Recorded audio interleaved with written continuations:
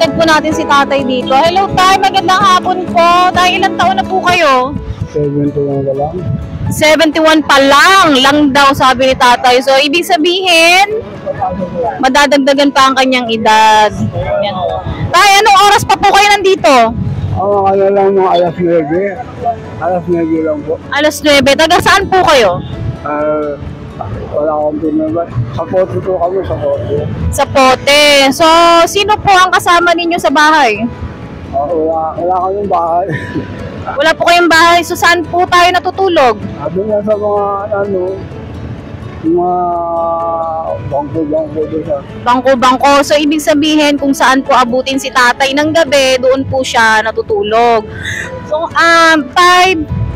kami po kasi meron po kami charity group, Piso Mula sa Puso ng Bawat Pilipino. Ito po ay traditional na po namin na ginagawa every December.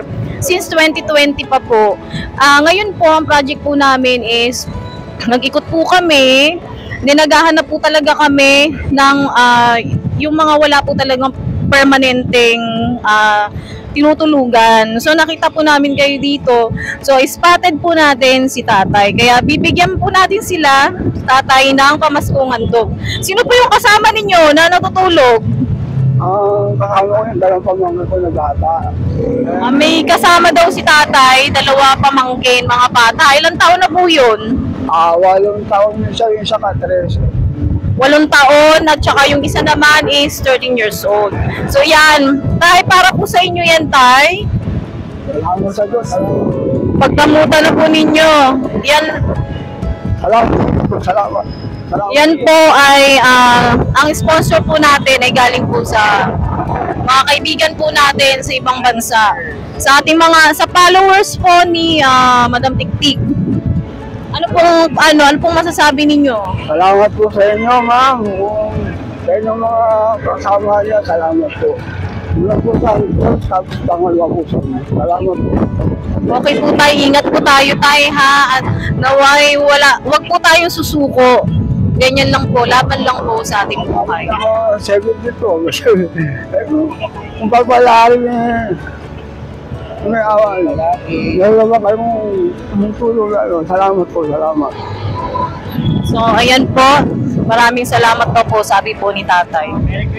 Merry Christmas po. Ayan, ingat po kayo sa pag-uwi mamaya. Ayan, God bless po.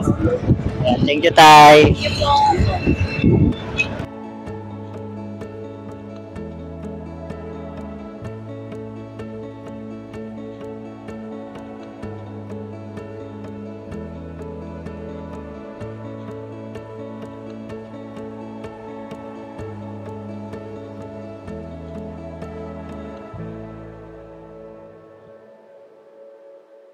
Ayan, so Nay, tagasan kayo ulit? Ano po? Ilan taon na kayo, Nay? 54. Ayan, si Ate Helen po. So, anong ginagawa niyo dito, Nay? Hindi na kami ng parking. Naghintay ka ng? Hindi. Asawa niyo po? Asawa niyo pala si tatay. So, may mga anak na kayo, Nay? Yan na. So kami po na yung Piso Mula sa Puso ng Bawat Pilipino. So traditionally na po namin ginagawa, naghanap po kami ng beneficiary para ngayong Kapaskuhan. And hopefully sana po na makatulong po itong bigay namin sa inyo na pamaskong handog po namin. Sana po makatulong po sa family ninyo and maging masaya po kahit paano yung Pasko ninyo. Ayan, so tanggapin nyo po, na galing po yan sa mga followers po natin sa Facebook. Ayan, Merry Christmas po, Nay, ha. And sana po okay lang kayo dito. Ingat po kayo sa pag-uwi ninyo. And kung meron tayong mga problema, pray lang tayo kay God, ha.